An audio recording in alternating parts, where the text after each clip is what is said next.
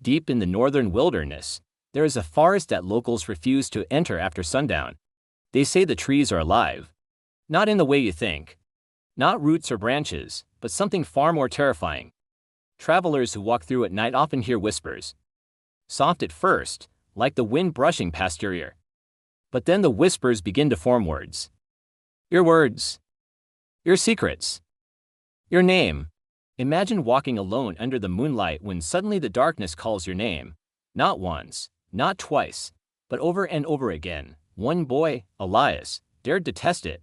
He laughed at the stories, took a flashlight and stepped into the forbidden woods. For the first hour, nothing happened, but then he heard it.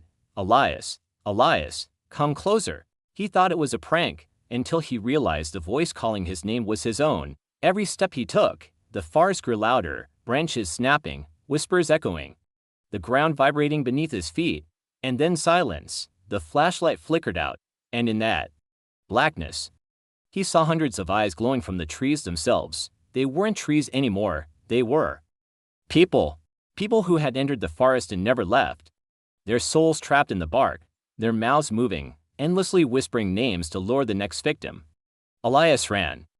Or at least he thought he did. Because when his parents went searching the next morning, all they found was his flashlight standing upright in the soil as if something had placed it there to mark his place. Now the forest whispers another name, maybe yours. So tell me, would you dare to enter the forest that knows who you are? They say your world is full of mysteries. Places where the veil between the ordinary and the extraordinary is at its thinnest. One such place is the Whisperwood, a dense, ancient forest located deep in the secluded valleys of northern Europe, and like other forests, Whisperwood doesn't surrender its secrets easily. In fact, it seems to hold them close, sharing them only with those who are brave or foolish enough to venture into its shadowy depths. After dark, it is here where the line between reality and nightmare blurs, where the trees are said to listen and the shadows have a memory of their own.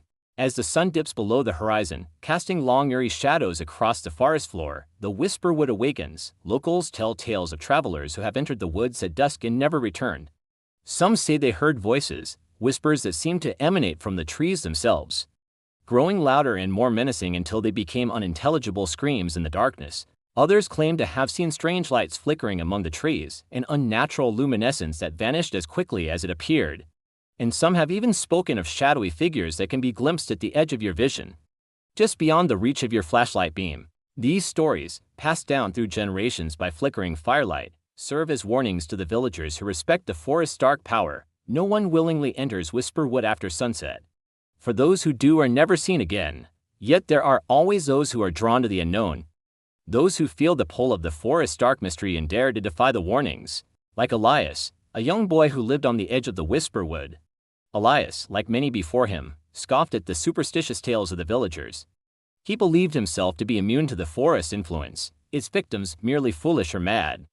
One evening, armed with a flashlight and a heart full of bravado, he ventured into the Whisperwood. The forest seemed quiet at first, almost deceptively so. The rustling of leaves and the chirping of crickets were the only sounds that broke the stillness, but as the minutes ticked by, Elias began to feel a growing unease.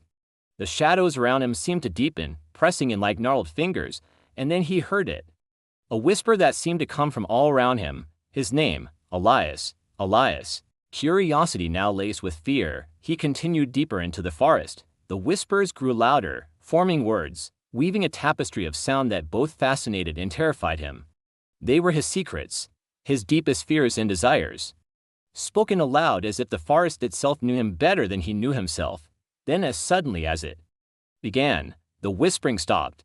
The forest held its breath, and in the sudden silence, Elias felt truly alone. That's when the flashlight in his hand flickered and died, plunging him into absolute darkness. And in that moment, surrounded by the suffocating blackness, he saw them, hundreds of eyes gleaming like malevolent stars in the darkness. They were everywhere, in the trees, in the shadows, even in the ground beneath his feet. Then he felt it, a cold, unseen presence all around him, as if the forest itself were reaching out, trying to pull him down into its dark embrace.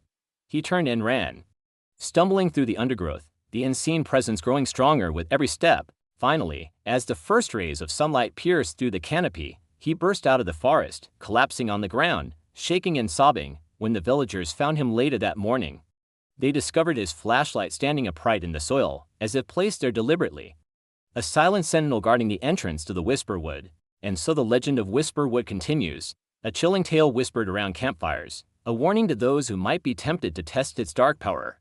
For those who enter Whisperwood after sunset are never seen again, or if they are, they carry the forest's secrets in their eyes. Forever changed by the whispers that haunt their dreams, do you believe in the Whisperwood? Let me know in the comments section below, and hey, don't forget to subscribe because together we will explore more.